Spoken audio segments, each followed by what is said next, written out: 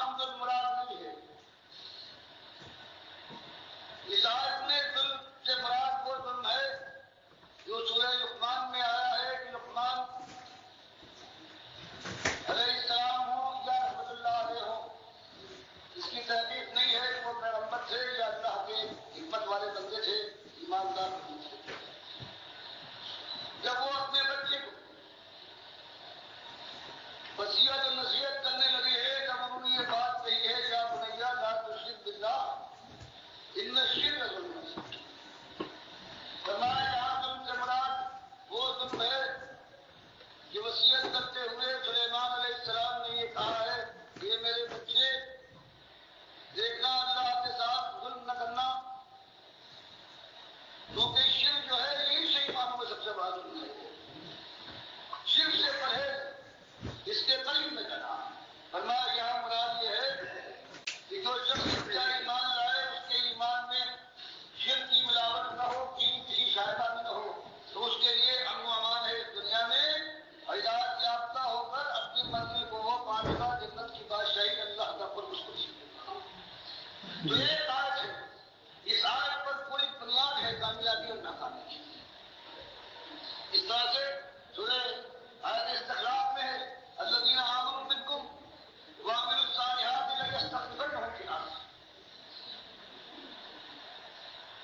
کہ بس ایمان لاؤ، اس کے اندر اور بڑھا دیا عمل صالح بھی، یہاں اس کو نہیں چھوڑا جائے.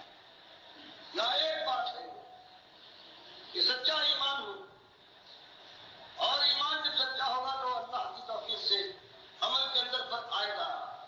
یہ اللہ کی رحمت ہے کہ اچھے ایمان کے ساتھ یہ توفیق ملتی ہے. باقی یہ بھی ممکن ہے کہ ایمان بھی سچا ہو لیکن اس کے بعد شیطان بھی غالب آ جائے اور دل کی خواہشات جو ہے اس انسان کو مجبور کر دے. اس سے انکار نہیں ہے لیکن کم ایسا ہو سکتا ہے.